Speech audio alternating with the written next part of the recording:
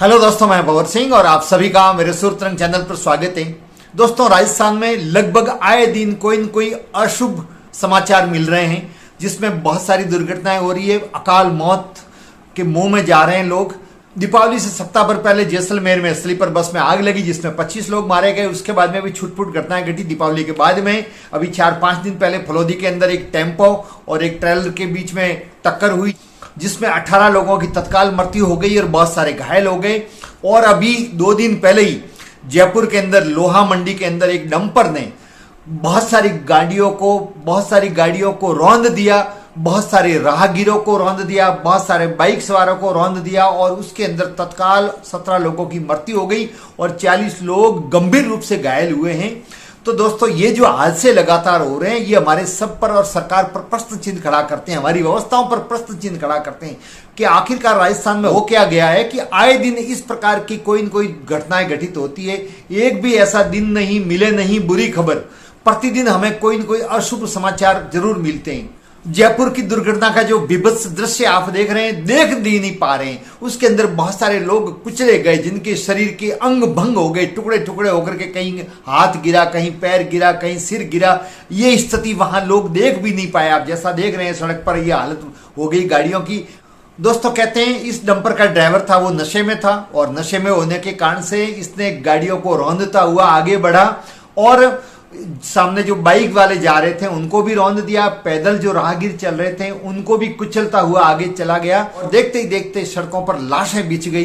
दोस्तों, ये लापरवाही सरकार की, परिवहन विभाग की भी है। ऐसे ड्राइवरों के विरुद्ध कार्रवाई की जानी चाहिए। नियम तो है लेकिन उसकी कठोरता से पालन नहीं होती। नशे में जो ड्राइवर होते हैं उनसे दुर्घटना होने की संभावना अधिक होती है।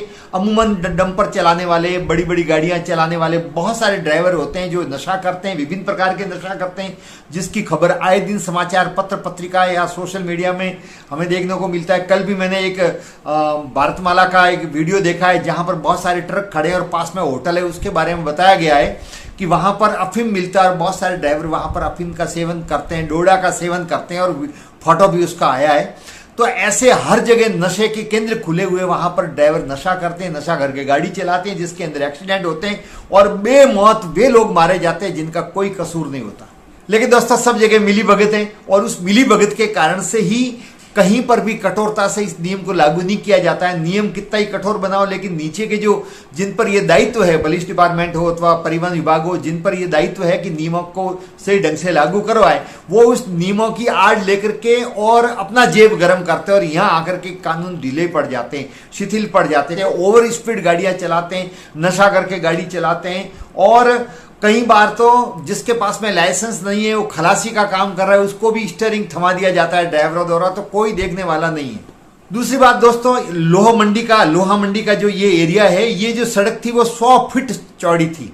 लेकिन जैसा हम देखते हैं पूरे भारत में, राजस्थान में नहीं बल्कि पूरे भारत में देखते हैं, जैसे शहरों में और अमूमन कस्बों में सड़कों पर बहुत सारी लॉरियां खड़ी कर दी जाती है। सब्जी वाले, ठेली वाले, पान पोड़ी वाले, विभिन्न प्रकार की छोटी मोटी चीजें बेचने वाले, लैंड लगी हुई होती है, फ्रूट वाले, ये सब कब्जा कर लेते हैं दोनों तरफ रोड के। अवैध रूप से लॉरियां खड़ी कर रखी थी। इसके कारण से जो 100 फीट का रोड था वो संकरा होकर के और वो लगभग उसकी 50 फीट ही चौड़ाई रह गई थी। ऐसे में जो पैदल चल रहे थे उनको मजबूरी में मुख्य रोड पर चढ़ना पड़ रहा था, बीच में चलना पड़ रहा था और इस कारण से वे लोग मारे गए। ये लोग पैदल चलने वाले राहगीर फुटपाथ पर चलते तो निश्चित तौर पे इनकी जान बच सकती थी। तो अब सरकार को भी समय आ गया कि गंभीरता से इसके बारे में सोचना पड़ेगा। विभिन्न शहरों के अंदर ये कहीं पर भी चले जाओ आप, छोटा से छोटा कस्बा है, वहां पर भी यही हाल है। रोड को घेर करके रखा है और वहां पुलिस वाले भी आते जाते हैं, लेकिन कोई कुछ नहीं कहता और ये स्थिति सब जगह देखने को मिलती है। दोस्तों, अच्छी बात यह है कि हमारे राजस्थान के मुख्यमंत्री भजनलाल शर्मा ने तत्काल मीटिंग बुला करके सख्त निर्देश दिए परिवहन विभाग और पुलिस विभाग को कि जिनकी आंखें कमजोर है उन ड्राइवरों की सबकी जांच की जाए। जिनकी आंखें कमजोर है और देखने योग्य नहीं है, दूर से नहीं देख पा रहे हैं, तो उनका लाइसेंस रद्द किया जाए। इसके अलावा जो नशे में गाड़ी चलाते हैं उनकी भी जांच की जाए, उनके विरुद्ध कठोर कार्रवाई की जाए। इसके अलावा वो वाहन जिनके कागज कंप्लीट नहीं है उनको भी जब्त किया जाए। इसी प्रकार से बैरिकेड्स कहीं पर लगे हुए नहीं है तो बैरिकेड्स लगाए जाएं। जो नियमों को तोड़ते हैं, ओवर स्पीड चलते हैं, उनके विरुद्ध भी कार्रवाई की जाए। बहुत सारे निर्देश दिए हैं और सख्ती के साथ में निर्देश दिए हैं।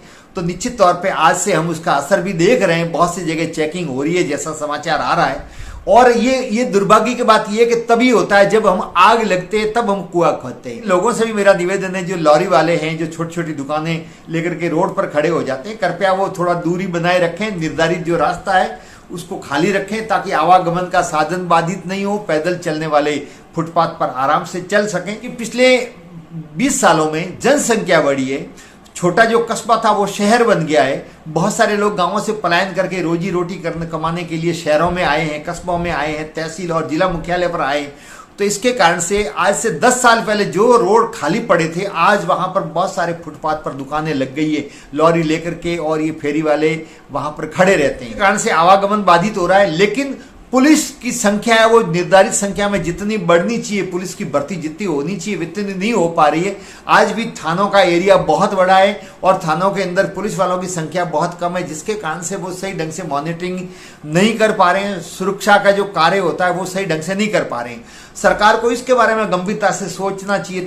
थानों का एरिया वो छोटा कर दिया जाए और थानों के अंदर पुलिस वाले जवानों की भर्ती करके और उनको स्टाफ दिया जाए, तब तो व्यवस्था हो पाएगी। इस दुर्घटना में जो लोग अपने प्राण गंवा चुके हैं उनको श्रद्धांजलि अर्पित करते हैं और उनके परिवार के प्रति संवेदना व्यक्त करते हैं। जो घायल हैं उनके लिए कामना करते हैं कि वो जल्दी स्वस्थ हो जाएं।